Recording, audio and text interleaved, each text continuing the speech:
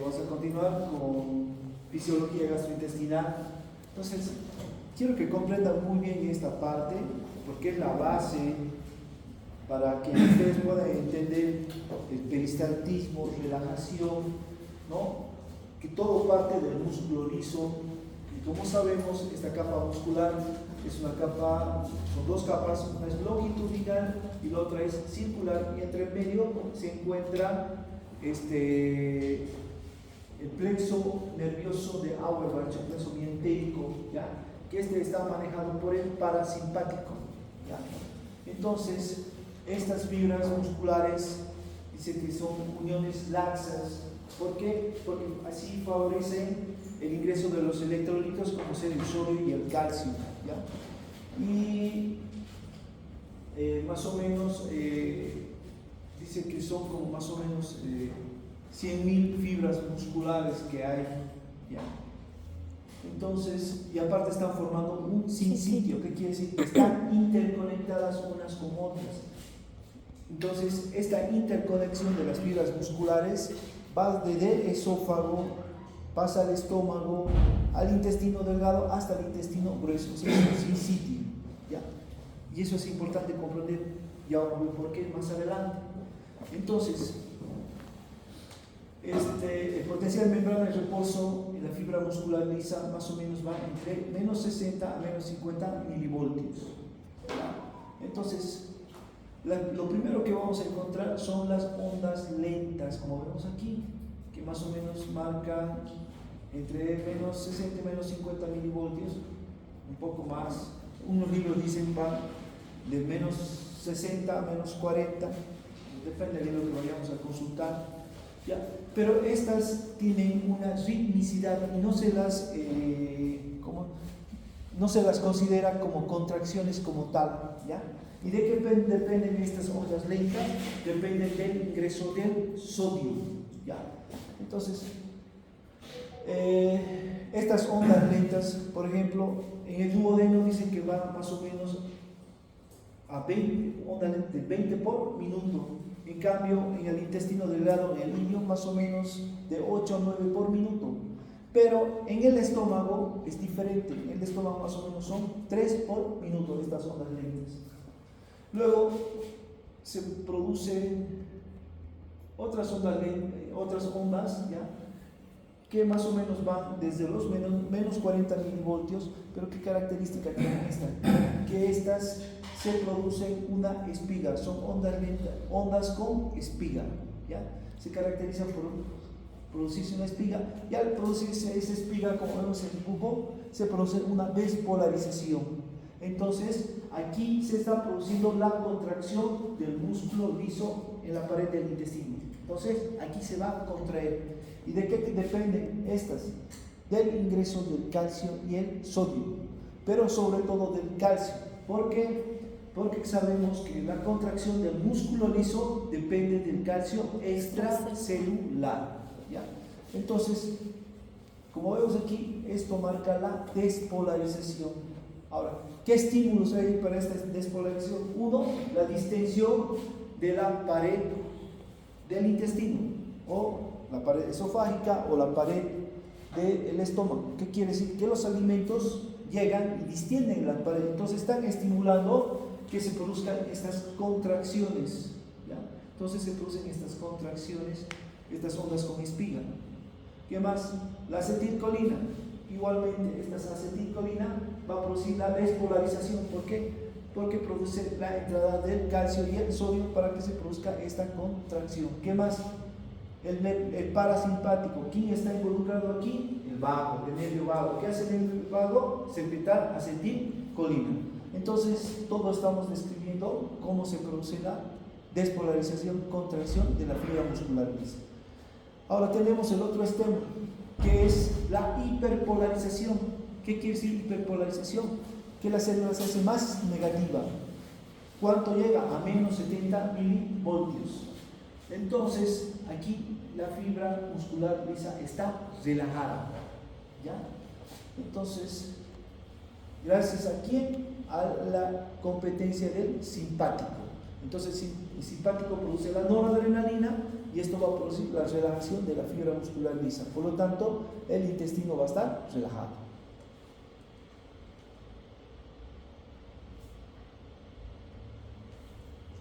Ahora, entonces, en resumen, el control nervioso es por una vía intrínseca y una vía extrínseca.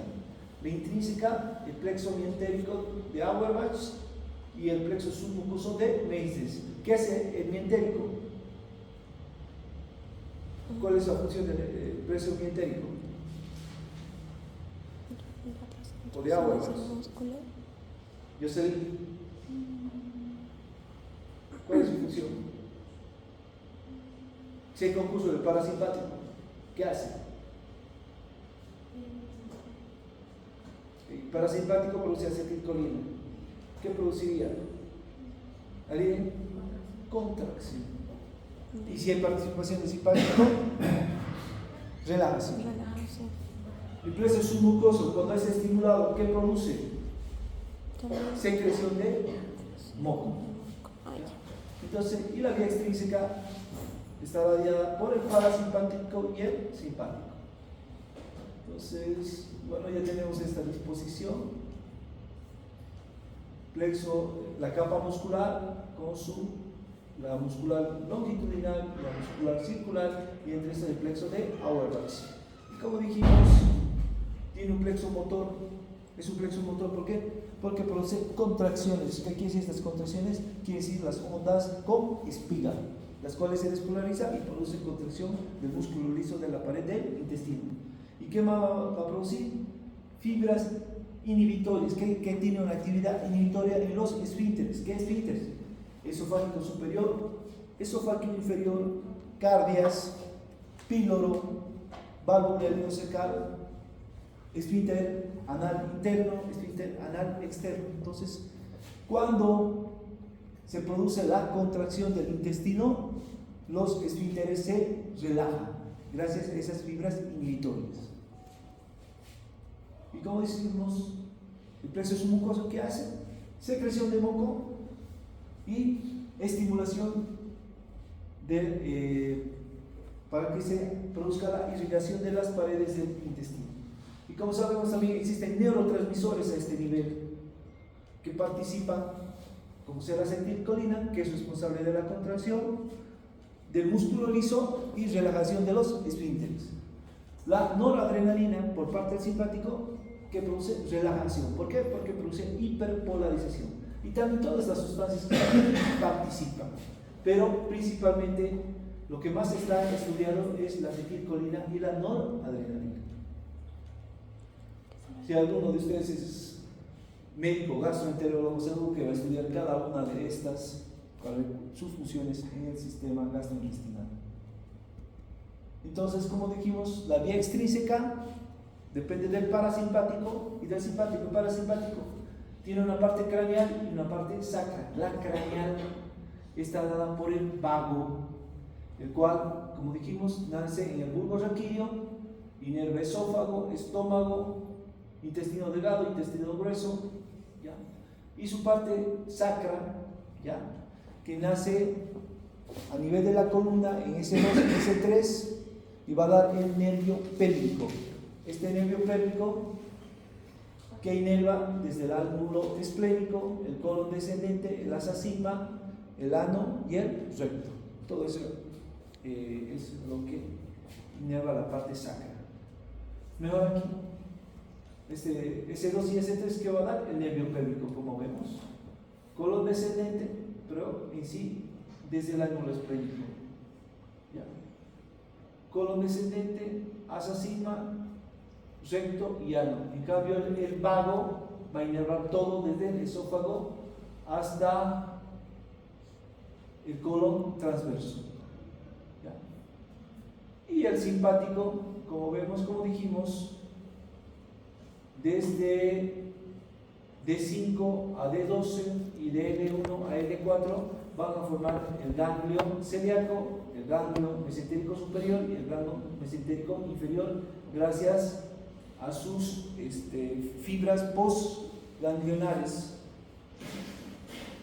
¿ya? Y entonces, igualmente, el ganglio celíaco va a inervar, como vemos, esófago, hígado, estómago, páncreas, el ganglio mesentérico superior, igual parte del estómago, intestino delgado y parte del intestino grueso.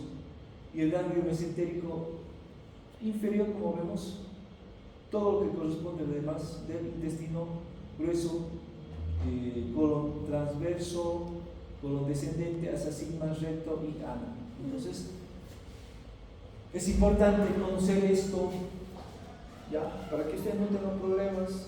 Entonces, resumiendo, el simpático es el encargado de la despolarización. ¿Qué quiere decir despolarización? Contracción del intestino, de las fibras musculares del intestino, y relajación de los esfínteres. En cambio, el simpático es que produce una hiperpolarización, una relajación. ¿Ya? Igual, hay una parte que indica que hace que los esfínteres se mantengan contraídos. ¿Por qué? Porque no hay quien se lo oponga. Cuando hay un daño en el parasimpático, no hay quien se oponga al simpático, por lo tanto los esfínteres se mantienen contraídos. Entonces, lo que hablamos ayer, si hay una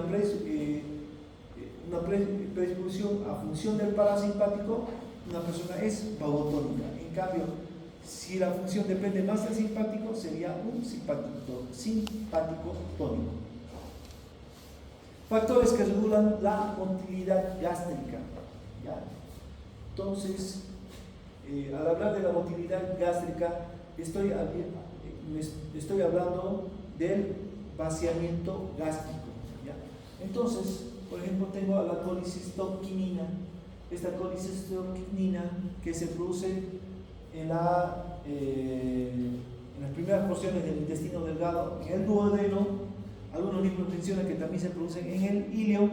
Entonces, en las porciones del ilio. Entonces, cuando se secreta, cuando el alimento es el quimo que pasa del estómago al intestino delgado, es rico en grasas. Entonces hay una estimulación de la mucosa y se produce la colicistoquinina. ¿Qué hace esta colicistoquinina?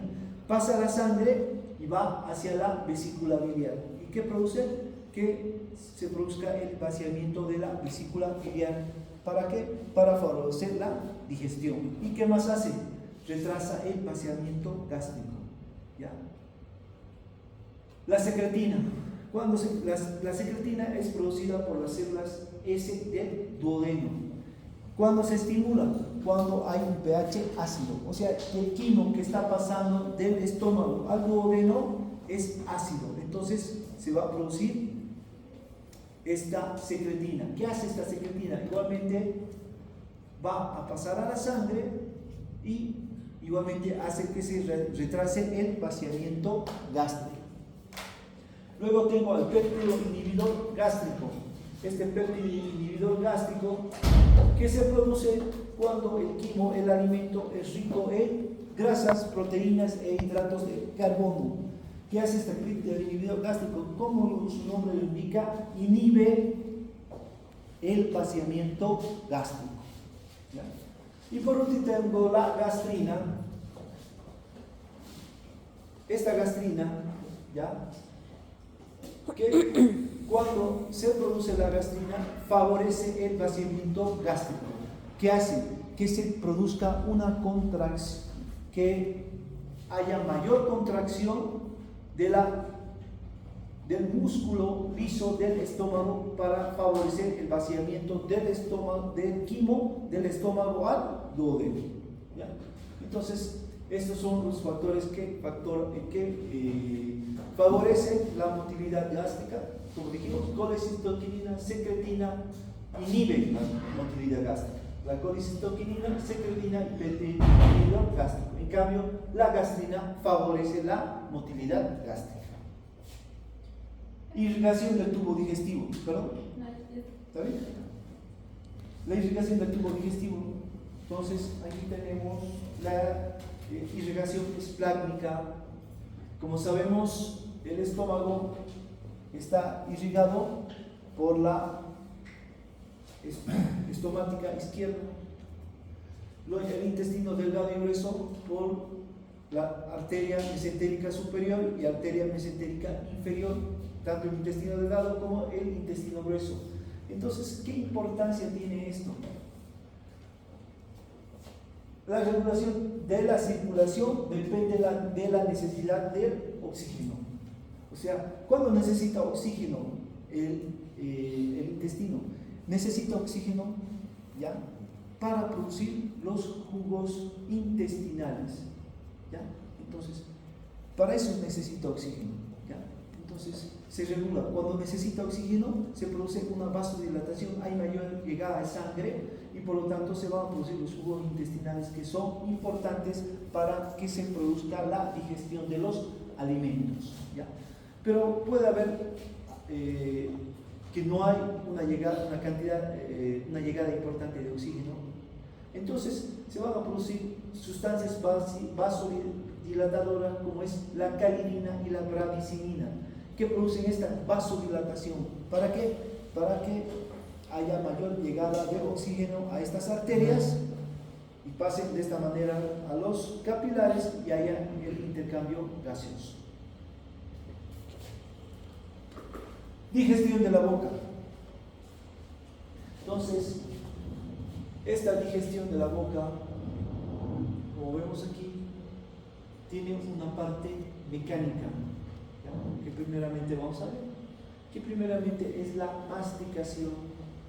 Como sabemos, la masticación es un acto voluntario y aquí se produce la trituración, la pulverización de los alimentos y la salivación, ¿ya?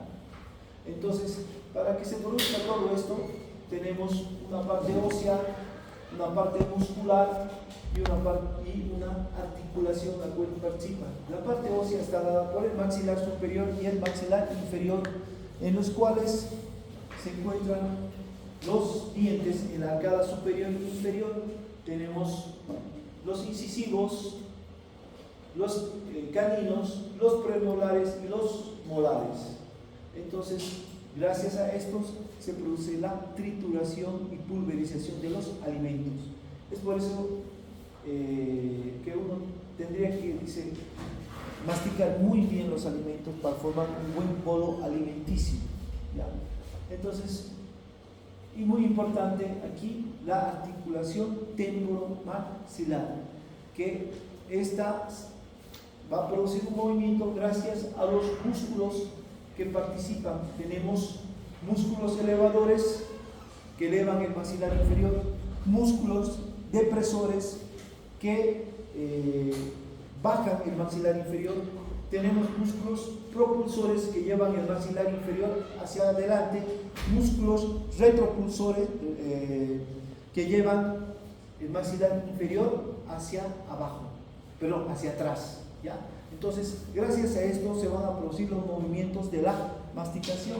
Por ejemplo, tenemos músculos elevadores y propulsores. ¿Qué quiere decir? Que elevan el maxilar inferior y lo llevan hacia adelante. ¿Cuál es? El macetero y el pterigoideo interno. Músculos elevador y retropulsor, o sea, que elevan el maxilar inferior y lo llevan hacia atrás. Este sería el músculo temporal. Un músculo depresor y propulsor, o sea, que baja el maxilar inferior y lo lleva hacia adelante, sería el pterigoideo externo.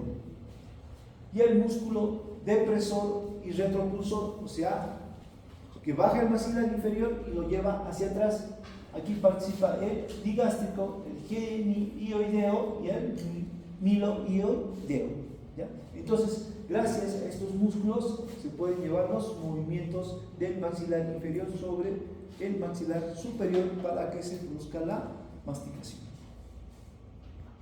Reflejo nervioso de la masticación. Entonces, para que se produzca este reflejo nervioso, tenemos que tener una parte receptora, ¿ya? Entonces, esta parte receptora, entonces, es que si vamos a sentir cuando nos está el bolo alimenticio en nuestra boca, ¿ya? Entonces todo dice información va a viajar. ¿Cuál es la parte receptora? Tenemos la parte posterior y dorsal de la lengua. Tengo al paladar blando. Tengo a los pilares amigdalinos. Tengo a la úvula. Tengo al velo del paladar. Toda esa es la parte receptora. ¿Qué quiere decir? Que hay receptores sensitivos. Entonces, estos receptores sensitivos se van a conectar con un nervio aferente. ¿Cuál sería este nervio aferente? Que está inervando todo esto, lo que le he descrito. Base de la parte posterior y dorsal de la lengua, velo del paladar, pilares amigdalinos, úvula, paladar blando. ¿Quién inerva todo esto? La parte sensitiva. Bueno, depende de la zona. Le doy una pista más. Inerva los incisivos. Por ejemplo, si usted tiene una pelea y le da un puñetazo a nivel del maxilar superior, ya se produce un adormecimiento. Usted mastica y no siente que está masticando, o sea, tiene un adormecimiento ahí. ¿Qué nervio estaría lesionado? Mandibular del trigémino. ¿El alveolar rama de qué nervio es? ¿Ah? Exacto. Es el quinto par craneal. El nervio trigémino es un nervio mixto. Entonces, cuando hay una lesión, entonces todo esto, la rama aferente que lleva toda esta información es la rama sensitiva del nervio trigémino, que es el quinto par craneal. Entonces, toda esta información va a viajar hasta el centro de la masticación, que se encuentra a nivel del bulbo raquídeo. ¿Ya? Como vemos aquí, miren. Entonces, toda esta información sensitiva aferente viaja al centro de la masticación, que está en el bulbo raquídeo. Entonces, en el bulbo raquídeo, que es donde se encuentra el centro de la masticación, se conecta con la parte motora del nervio trigémino. Entonces, esta parte motora es la que va a producir, va a inervar a los músculos de la masticación. ¿Ya? Entonces, los estimula y los inhibe para que se produzcan los movimientos de la masticación. ¿Ya? Entonces, gracias a esto se produce el reflejo nervioso de la masticación. Deglución. Entonces, una vez que se ha producido la masticación, se han pulverizado, se han ensalivado los alimentos, se produce la deglución. Esta deglución tiene 3 periodos: un periodo bucal, un periodo faríngeo y un periodo esofágico. El periodo bucal se caracteriza por ser voluntario y el periodo faríngeo y esofágico es involuntario. Entonces, una vez que se ha producido la masticación, la insalivación, se ha formado el bolo alimenticio, entonces se deglute y de la cavidad bucal va a caer a la orofaringe. ¿Ya? Pero si este bolo alimenticio es muy grande, existe el pliego palato-faríngeo, que no lo va a dejar pasar. Por lo tanto, este bolo alimenticio va a volver nuevamente a la boca, porque se tiene que hacer bolos alimenticios más pequeños para que puedan pasar este pliegue palato-faríngeo. Una vez que se han producido estos bolos alimenticios más pequeños, entonces van a pasar a la orofaringe y ahí se va a producir el periodo faríngeo. ¿Ya? En este periodo faríngeo, ¿ya? Entonces, habría la posibilidad de que de la orofaringe se vayan a la nasofaringe. Y si pasaría esto, el alimento saldría por la nariz. Pero esto no pasa. ¿Por qué? Porque existe el velo del paladar. El velo del paladar, ¿qué hace? Cierra las coanas ¿Para qué? Para que el alimento no salga por la nariz. Y gracias a aquí se cierra el velo del paladar, gracias a los músculos periestafilinos, ¿ya? Que produce el cierre del velo del paladar. Y cuando se produce este cierre del velo del paladar, igualmente existe una comunicación con la trompa de Eustaquio, por lo tanto va a haber un aumento de la presión de la caja timpánica, regula la presión de la caja timpánica. O sea, por ejemplo, ustedes cuando abren la boca, hacen esto, ¿qué están haciendo? Están moviendo los músculos peristafilinos para cerrar el velo del paladar.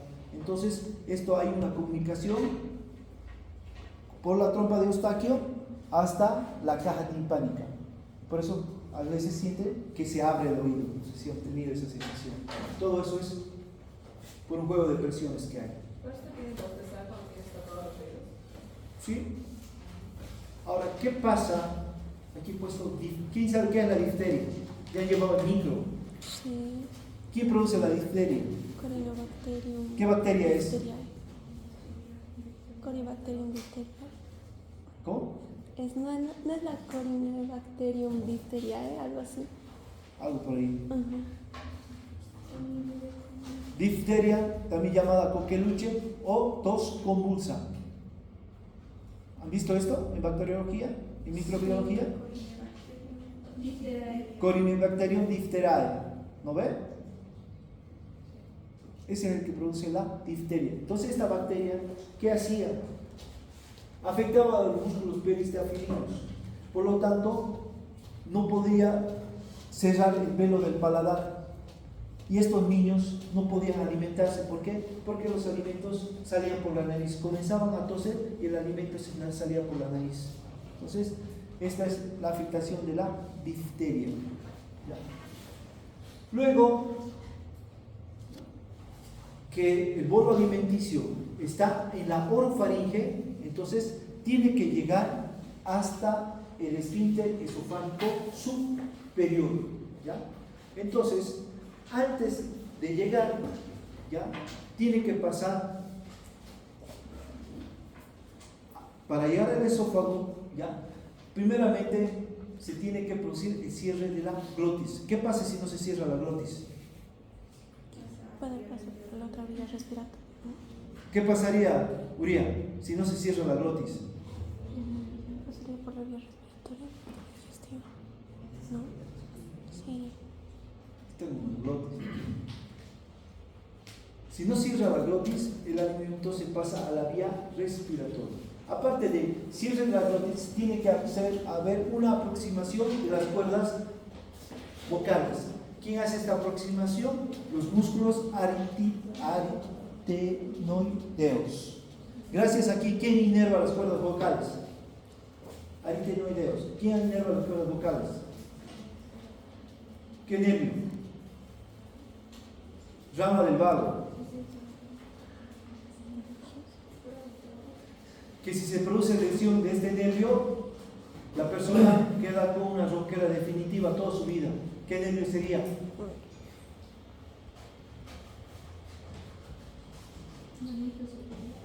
¿Alguien aquí es ayudante de Anato? ¿No hay? Naringio superior y naringio recurrente o inferior. ¿Qué nervio es? Laringio no.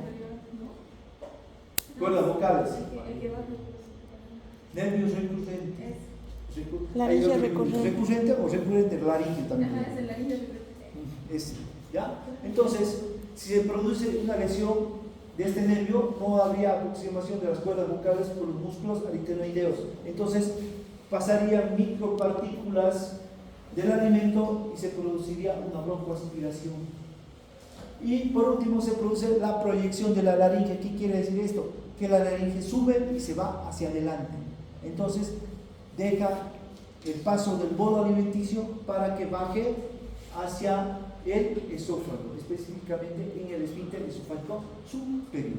Entonces, cuando ya ha pasado este periodo en faringio, que es involuntario, el bolo alimenticio va a seguir descendiendo y sobre todo desciende igualmente por ayuda de la gravedad.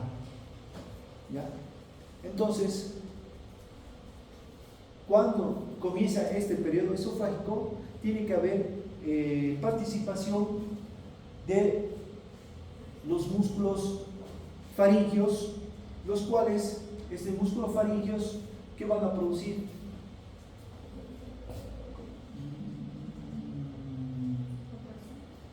¿Ya? ¿Qué músculo es? El músculo constrictor de la faringe. ¿Qué hace este músculo constrictor de la faringe? Comienza, ayuda al descenso del bolo alimenticio. ¿Por qué? Porque produce las ondas peristálticas primarias. Estas ondas peristálticas primarias, ¿cuáles son? Son las ondas de onda lenta. ¿Ya? Son ondas rítmicas, no son contracciones como tal. Entonces, y aparte, el constrictor de la faringe hace que se relaje el esfínter esofágico superior para que pase el alimento. Entonces, estas ondas peristálticas primarias de onda lenta, que son rítmicas, hace que el bolo alimenticio descienda más o menos hasta la parte superior del esófago. Entonces, este bolo alimenticio, ¿qué hace? Distiende las paredes del esófago. ¿Y qué va a provocar? Que se produzcan las ondas peristálticas secundarias. Entonces, estas ondas peristálticas secundarias se caracterizan ¿por qué? Porque producen ondas en espiga. Y si hay ondas en espiga, ¿qué se produce? ¿Ah? ¿Qué? Contracción. ¿Por qué? Porque hay despolarización. Y si hay despolarización de la fibra muscular, dices ¿qué electrolitos participan? Calcio y sodio. En cambio, la onda lenta solo está participando el sodio. Entonces, gracias a estas ondas peristálticas secundarias, el bolo alimenticio, ayudado aparte por la gravedad, va a llegar al esfínter esofágico inferior. Y como hay contracción de las fibras musculares lisas, ¿qué pasa con el esfínter esofágico inferior? Se inhibe y se relaja. Por lo tanto, va a tener el paso para llegar hasta el estómago, este bolo alimenticio. ¿Ya? Entonces, como dijimos todo, la inervación del esófago, la intrínseca, depende del plexo de Auerbach y el plexo de Meissner. Auerbach, contracción, si participa el parasimpático, ¿no? Contracción y relajación de los esfínteres. El de Meissner, secreción de moco y ayuda a que las paredes del intestino se irriguen. Y la extrínseca, sobre todo, es por el vago que va a inervar el esófago. Entonces, como dijimos, miren, aquí está todo lo que he hablado. Esfínter esofágico superior, ¿qué necesita para que se abra? Se abre gracias al músculo constrictor de la faringe, el cual va a provocar aparte que se produzcan las ondas peristálticas primarias, que son las ondas lentas. Entonces, estas ondas lentas hacen que, por ayuda de la gravedad aparte, el bolo alimenticio baje y baja hasta la parte media del esófago, distiende las paredes del esófago y va a producir las ondas en espiga, que produzcan contracción para que el bolo alimenticio llegue y pase el esfínter esofágico inferior y por lo tanto igual pasa el cardias. ¿Ya? Ahora, existen enfermedades, bueno, malos hábitos primero. Por ejemplo, uno es cuando las personas con problemas alimenticios incitan al vómito. ¿Ya? Entonces se andan poniendo el dedo para vomitar. ¿Ya? Sobre todo la gente que sufre de bulimia. Otras personas que incitan el vómito creyendo que así se la va a pasar la borrachera. ¿Ya? Entonces, ¿qué están haciendo? Están debilitando el esfínter esofágico inferior. ¿Y qué va a pasar? Cuando se debilita este esfínter esofágico inferior, va a producir que el jugo gástrico ácido pase hacia el esófago. Entonces, eso es lo que se conoce como pirosis, esa sensación de ardor supraesternal, ¿ya? Entonces, que llega hacia la boca. Entonces, son malos hábitos. Igualmente, si usted come, ¿ya? Por ejemplo, más que todo, ponga al mediodía, come y directamente se va a dormir.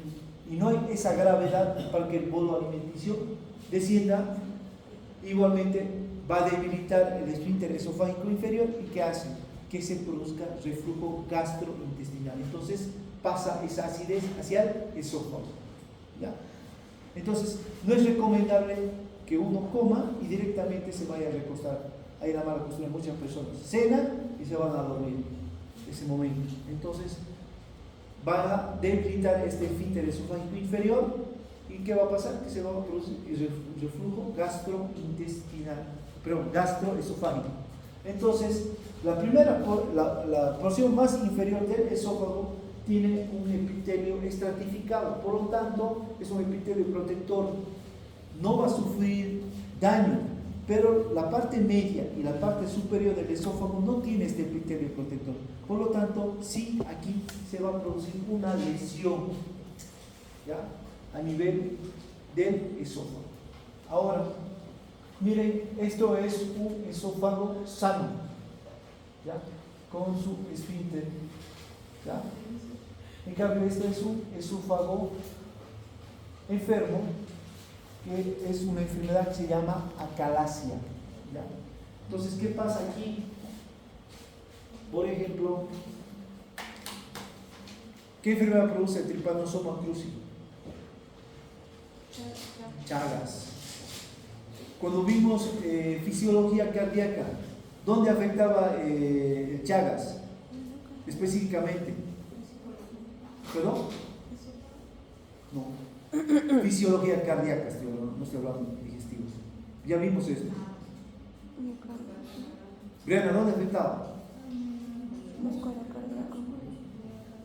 Sí, pero eso era secundario por la disfunción que se produce, por la insuficiencia que se producía. Primeramente, ¿dónde afectaba? Y era el responsable de producir bradicardia. ¿Dónde afectaba? El sistema de conducción, exacto.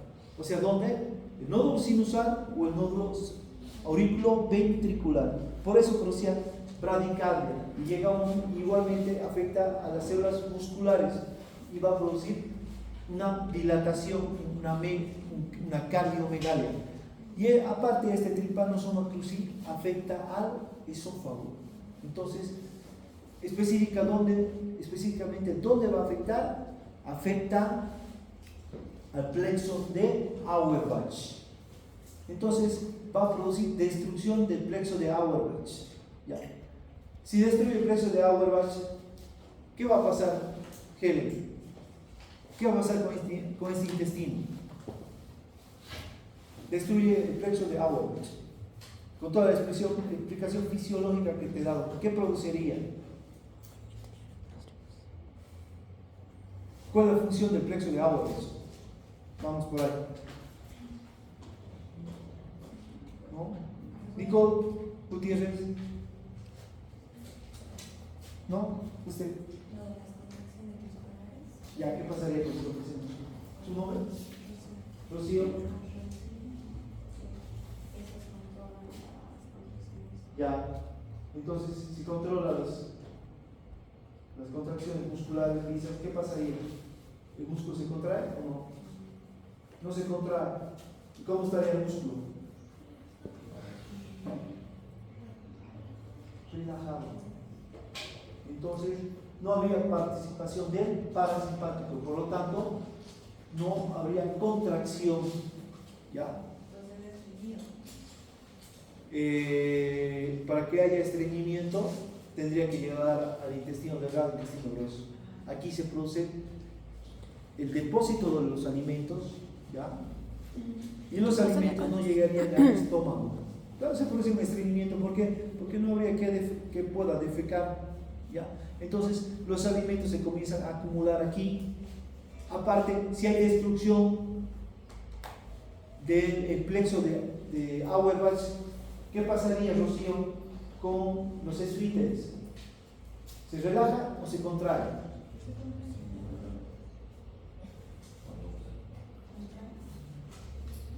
¿Qué dice Mateo?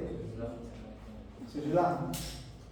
Héctor, Turia, ¿también? ¿Está de acuerdo? Si es que no permite el paso. No habría perdido el piso. Natalia, ¿qué dices? ¿Qué pasa con los esfínteres? Si hay destrucción del plexo de Auerbach, ¿se relaja o se contrae?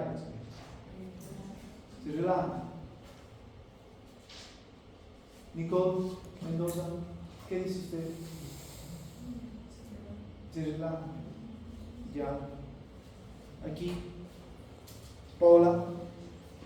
No podría decirlo aún. Es que sí está afectado, pero no está dejando. Javier.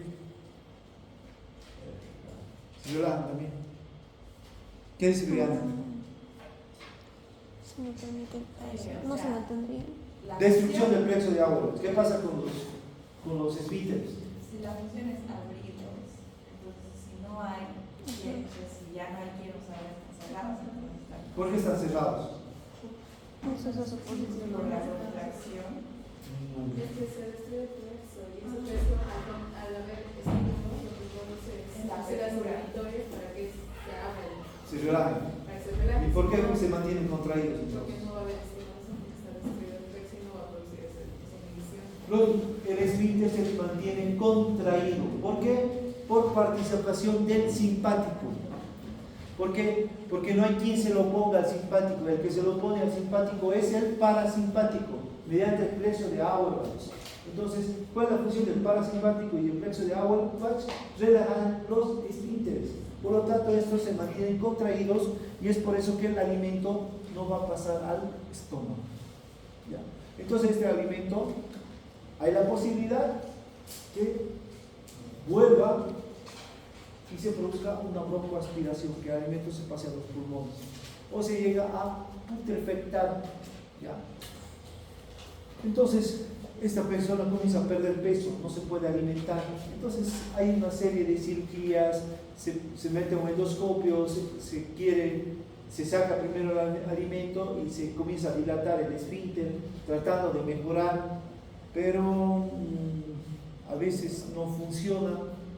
Entonces, ¿qué hacen muchos cirujanos? Pues hacen una gastroscomía. ¿Qué es una gastroscomía? No.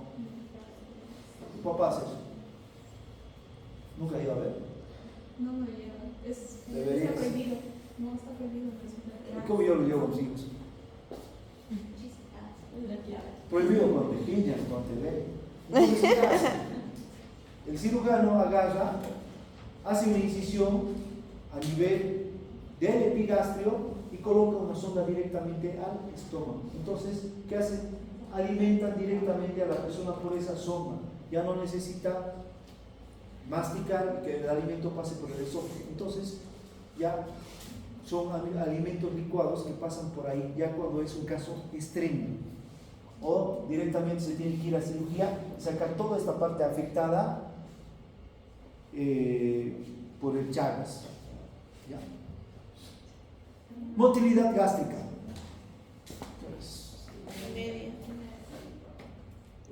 ¿Alguna duda hasta aquí?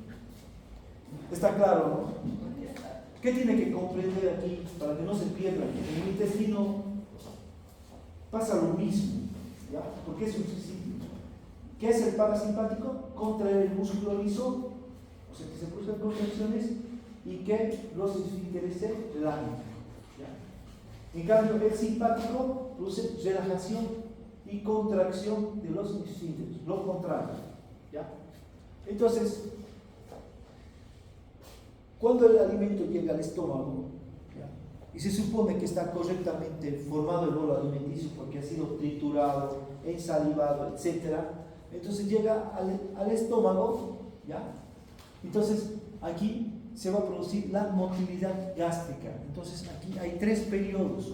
Uno es almacenamiento, otro es mezcla y otro es evacuación. Pero para comprender esto, primeramente tenemos que saber cómo está formado las partes del estómago. ¿Cuáles serían? Carnes, cuerpo, O sea, píloro. tiene un cardias, tiene un píloro, tiene el cuerpo primeramente. Vamos por el cuerpo.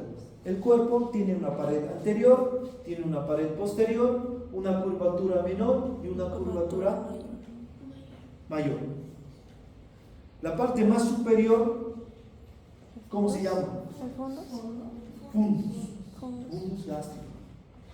Luego tenemos más abajo, ¿cómo se llama?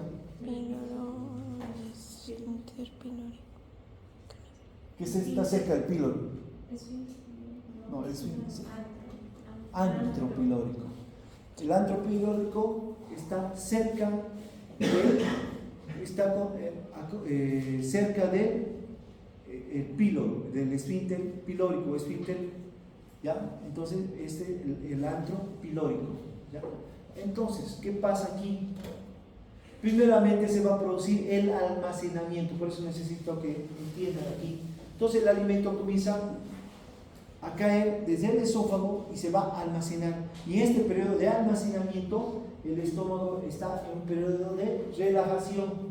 Y si digo que está en un periodo de relajación, campos, ¿quién está funcionando aquí? ¿El simpático o el parasimpático? Simpático. Parasimpático. ¿Qué dice Javier, Alexander? Está en periodo de relajación. ¿Ah? No. Las paredes del estómago. Simpático. Natalia, si está en relajación las paredes del estómago, el simpático está aquí. ¿Por qué? Porque el músculo liso del estómago está relajado. ¿Por qué? Porque se tienen que almacenar los alimentos. Primero llegan a la pared anterior, luego a la pared posterior, y el alimento, los últimos alimentos que llegan al fundus, o sea, a la parte superior, ¿ya? Entonces, pero no crean que está relajado totalmente. Dice que, porque como ustedes saben, la fibra muscular está en un estado de semicontracción. Está relajado, pero hay un estado de semicontracción, ¿ya? Entonces, ¿qué capacidad tiene el estómago? Tiene una capacidad de más o menos 1500 ml. Entonces, se llena con estos 1500 ml, ¿ya? Entonces, ¿qué van a provocar esto? Provocan distensión de las paredes del estómago. ¿Y qué pasa cuando se distienden? Primeramente se van a producir las ondas lentas, que estas ondas lentas, como ustedes saben, tienen ritmicidad y dependen de la entrada de sodio. Entonces, estas ondas lentas, ¿dónde aparecen? Aparecen en la parte media del estómago. Entonces, más o menos tenemos estas ondas lentas, 3 ondas lentas por minuto, que son suficientes para que se produzca la mezcla del alimento con el jugo gástrico, que este jugo gástrico es ácido, ¿ya? Entonces, y luego el alimento, como vemos aquí, comienza a avanzar hacia el píloro, estas ondas lentas, ¿ya? Entonces, luego se van a producir las ondas de contracción a nivel del antro, ¿ya? Estas ondas de contracción, entonces, que son ondas de espiga, porque se contraen, van hacia el píloro, pero este píloro resiste, ¿ya? No deje que pase eso. Entonces estas ondas rebotan y vuelven hacia el cuerpo del estómago. Entonces se produce ahí como un molino. Entonces se comienzan a mezclar, ¿ya? Se comienzan a mezclar los alimentos, el bolo alimenticio con el jugo gástrico, y se produce el quimo, ¿Qué es el quimo? Es una masa pastosa, lechosa, que se produce por la digestión de los alimentos por el jugo gástrico. Entonces, una vez que se ha mezclado, se va a producir la evacuación. Entonces, ¿cómo se produce la evacuación? Como vemos aquí en el dibujo, miren, con esta imagen. Entonces está el quimo y tiene que pasar el píloro. Entonces, tiene tres fases aquí en la evacuación. Una está dada por el píloro, otra está dada por el antro y otra está dada por el duodeno. Ya. Por el píloro. El píloro, como está formado por músculo liso. Entonces, el píloro determina la cantidad de quimo que va a pasar al duodeno. ¿Ya? El quimo, este píloro, este nombre en latín significa guardián. ¿Ya? Entonces, cuando no existe alimentos en el estómago, está vacío, este píloro se mantiene semiabierto. Entonces, hay reflujo desde el duodeno hacia el estómago, sobre todo de jugos intestinales ricos en bicarbonato de sodio. ¿Dónde se produciría este bicarbonato de sodio? ¿Quién es el encargado de producir bicarbonato de sodio? Es el páncreas. Entonces, mediante este reflujo, regula la acidez del estómago. Entonces, pero cuando hay alimento en el estómago, ¿qué hace este píloro? Determina la cantidad que va a pasar. Luego tenemos la evacuación, que es regulado por el antro del estómago. Entonces, ¿qué pasa en el antro del estómago? Se produce la contracción, o sea, las ondas de espiga.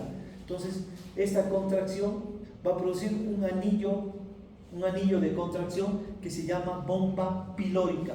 Entonces, esta bomba pilórica hace que se contraigan las fibras musculares del antro para que el quimo pase y vaya a vencer al píloro y de esta manera llegue al duodeno.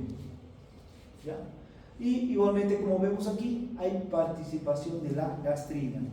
Como sabemos, la gastrina es una hormona que aumenta la motilidad gástrica. ¿Para qué? Para que junto a este anillo de contracción que es la bomba pilórica, el quimo pueda pasar hasta el duodeno. Luego, a nivel del intestino, por el duodeno, igual se regula este mecanismo de evacuación. Por ejemplo, primero tenemos distensión. ¿Qué quiere decir esta distensión? Que cuando hay gran cantidad de quimo que pasa al duodeno y dilata, produce una distensión de las paredes, entonces regula ¿para qué? Para que disminuya la motilidad gástrica y pase menor cantidad de quimo. Ahora, si son sustancias irritantes, como el ají, entonces irrita las paredes del duodeno, igualmente ¿qué va a provocar? Que disminuya la motilidad gástrica, por lo tanto va a pasar menor cantidad de quimo. Sustancias ácidas, lo mismo. Si son sustancias muy ácidas y estas irritan las paredes del esófago, del duodeno, igualmente ¿qué hace? Esta irritación hace que esta acidez disminuya la motilidad gástrica, entonces está regulando la evacuación. Elementos con grado de osmolaridad. ¿Qué es la osmolaridad? Para que entiendan aquí. Mateo, ¿qué es osmolaridad?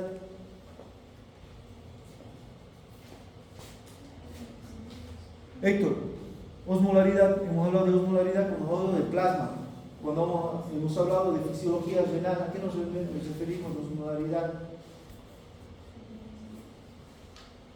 Vea, osmolaridad, ¿qué se refiere?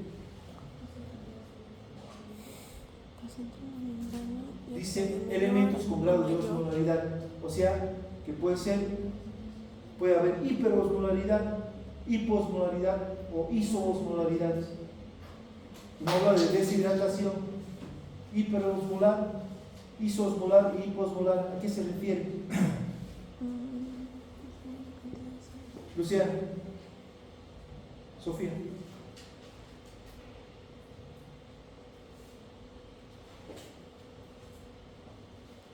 ¿Qué es hiperosmolar? ¿Qué? Es la relación en la concentración entre los solutos y el agua, el líquido, ¿ya? Entonces, si hay una sustancia hiperosmolar, ¿qué característica va a tener? ¿Qué hay mayor concentración de qué habría? De solutos. Entonces, si existiría, pasa una sustancia hiperosmolar, o sea, el quimo es hiperosmolar, o sea, hay mayor concentración de solutos en relación al agua, ¿qué pasa? Puede arrastrar agua de los capilares del intestino. Entonces, esa agua va a llegar hasta el intestino, de los capilares a la luz del intestino. Entonces, ¿qué va a provocar esto? Que aumente la motilidad, aumenta la contracción del intestino, entonces se va a producir una diarrea osmótica. ¿Ya? Aumentaría entonces el agua. Es por eso que cuando uno come alimentos ricos en proteínas, ricos en electrolitos, te hace mal. ¿Por qué? Se produce diarrea, porque es hiperosmolar, arrastra el líquido de los capilares hacia la luz del intestino y se produce una diarrea osmótica. ¿Por qué? Tratando de compensar todo esto. Luego tenemos los alimentos ricos en proteínas, grasas y hidratos de carbono. Igualmente, cuando hay alimentos químicos así ricos, ¿qué producen? Igualmente disminuyen la motilidad gástrica, porque lo más difícil de digerir son las proteínas, luego las grasas y luego vienen los hidratos de carbono. Igualmente, estos disminuyen la motilidad gástrica, o sea, disminuyen la evacuación del estómago al duodeno. Entonces, quedaremos aquí.